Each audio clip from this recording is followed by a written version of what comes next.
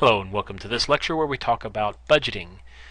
If you remember a project, we made the comment early on that a project can be the triangle, the golden triangle is it can be on time, on budget, or high quality. Pick any two.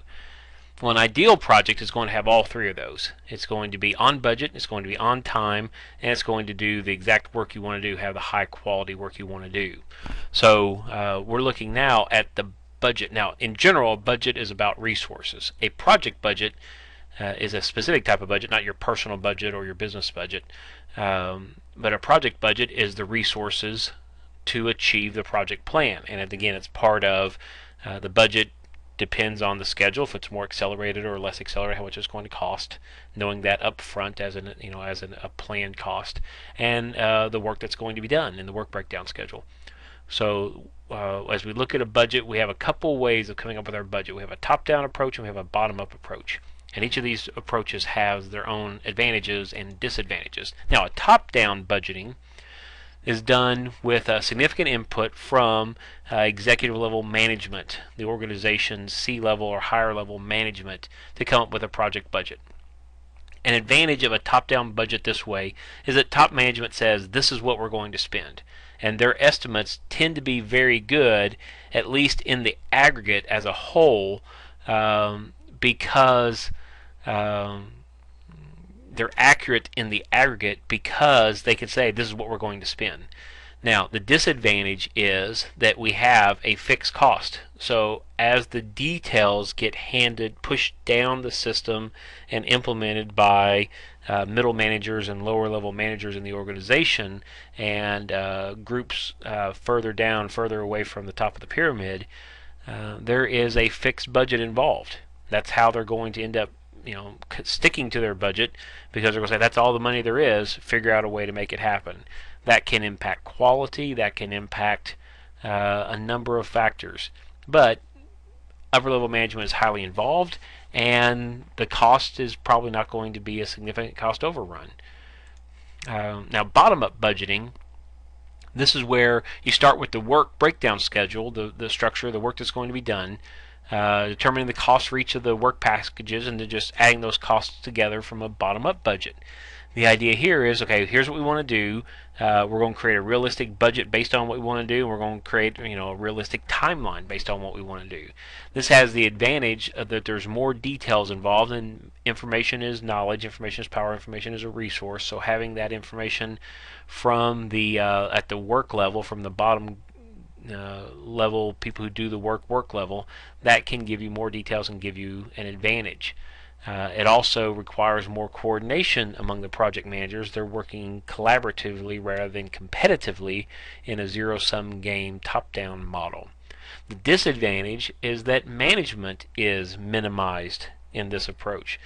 They're not the ones that are setting the budget. They're not the ones that are choosing the project. They're simply making sure that things don't get out of control. Their job is oversight. So if the strength of your organization is at the bottom of the pyramid, then a bottom-up approach would make a lot of sense. If the strength of your organization is leadership at the top of the organization, top of the pyramid, then a top-down approach might make more sense. Ideally, a little bit of both. If it's possible, figure out ways to be giving information from the bottom up to the upper management before they make their decisions, and have a lot of communication from the bottom and the top. That's the most healthy organization. That's going to end up being your best results in most cases. Activity-based costing, at some point when you come up with your budget, whether it's top-down or bottom-up, at some point you break your project budget down to the activities that are performed. So here in this example, this is from your book, we see a survey, design, clean the site, create the foundation, do the framing, plumbing and wire. Clearly this is a construction project. There's direct costs, there's overhead costs, the total cost on a item by item or activity by activity. So the survey has a $3,500 direct cost and $500 budget overhead, so the total cost is $4,000 just reading left to right. Doing the design work, $7,000 direct cost, $1,000 overhead, $8,000 total cost, and so on. So we can see that each of our items has a total cost, and we could add up all those total costs. It's not shown on this figure, but we could add up all those total costs, and we'd have a total cost for our budget. Now, this is nice from a big perspective. Where you really want to see is a time phase budget. We want to say the survey still costs the same $4,000 that we have budgeted for. The design is still $8,000 like it was before, but we're breaking this up over time because we're not going to write a big check and we see all those numbers add up to be $3,800. $38,000, $38,500. You're not going to write one big check up front for all those things. It's going to be spelled out over, in this case, 5 different months: January, February, March, April, May. The survey comes up front. There's $4,000 at the end of January that have been spent, and really that's the only expense we've had in January. When February rolls around, we've got $5,000 toward the design work and $4,000 on the clearing the site. So we spent $9,000 in February and $13,000 cumulative at the end of February. We can also see that the design expense isn't finished. We have $3,000 more in March for that, plus $7,500 for the foundation, $1,050 for the monthly amount, and add $1,050 to the running total. It gets us up to $23,500, and so on.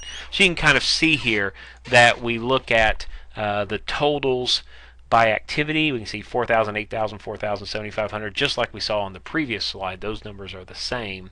But we also have monthly planned expenses, and those numbers are different: 4,000, 9,000, 10,50, 9, 6, but they add up to be 38,500 again, 38,500.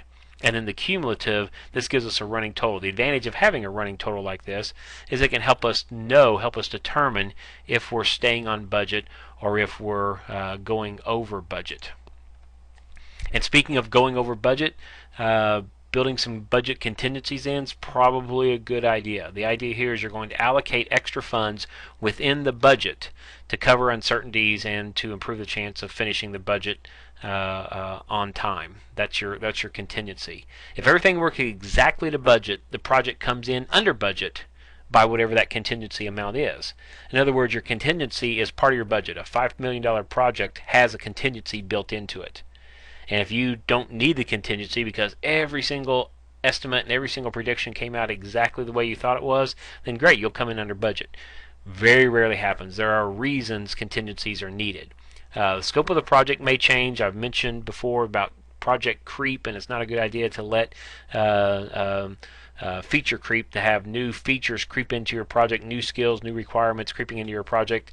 They are now they add to the cost. They're very costly additions, much more costly than they were in the project originally. So you want to avoid feature creep. The Murphy's Law is present. Murphy's Law is that if anything can go wrong, it often will, and that's true as well. So you make your best laid plans, but sure enough, your estimates are wrong. Somebody gets sick, something takes a little time, something breaks. You don't count on a belt breaking on a piece of equipment, but at some point it will. And again, Murphy's Law. Unexpected interaction costs within the organization. Interaction of units within the organization can produce unexpected costs, especially with projects. Why? Because projects, you're typically doing something new within the organization. The fourth, fifth, sixth time you've done something within the organization, you have a pretty good estimate of how long it's going to take for them to respond to you, and how much time, effort, and man hours it's going to take, and you can put a dollar amount on that. When you're doing projects, you're doing things that are kind of different, kind of new, kind of innovative, and it becomes difficult to know exactly how long it's going to take the accounting department to do what you need them to do, or the marketing department, or the HR department, or the graphic design people, or so those interactions within the organization, or even within your the people outside the organization you're working with, it's hard to have those predictions be really accurate with those. And just normal conditions are not always encountered. Right? Normal conditions anticipate that the resource is going to be available, the weather is not going to be too extreme, that the funding is going to be there when you need it, and they do not typically happen every day. Monday, Tuesday, Wednesday, Thursday, Friday, week 1, week 2, week 3, month 1, month 2, month 3. It's very rare that you're going to have normal every day all the time. So one of the advantages of having these contingencies is it actually serves as a nice early warning.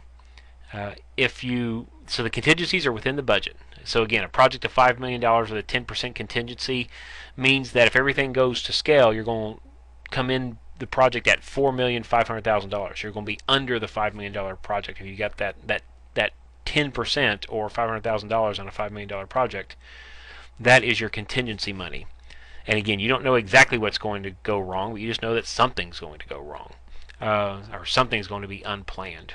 It's very wise to have a contingency in your budget. If you're doing a home project budget, if you're doing something in your house, your backyard, and the person who you're working with, or you're putting your own budget together, you say this is going to cost exactly $5,000 and we can get this done.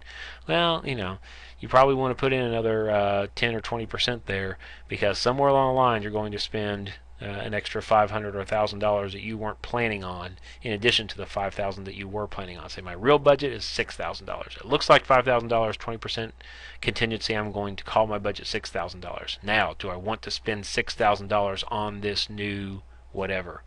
But then you have at least an accurate budget based on what you're really going to spend when it's all said and done. And an advantage of having that contingency in projects is, first of all, you got a much better chance of coming in on price, but a lot of projects run over price. And one of the ways that you can start to know that a project is going to go over is if you're applying for those contingency funds early in the project. That's an early warning sign that this particular project has a good chance of running over budget. Doesn't guarantee that it will, just because you need your contingencies early. But if you're needing contingencies early, it at least puts it on the radar. Whoever's managing this, whoever's looking at this, whoever may one day decide to pull a plug on it, probably needs to keep a closer eye on this project than the other two projects that haven't applied for any contingency funds and they're halfway through and moving smooth. So it's a nice little way of heads up. That doesn't mean as soon as you go over you have to kill it, but it is a nice heads up.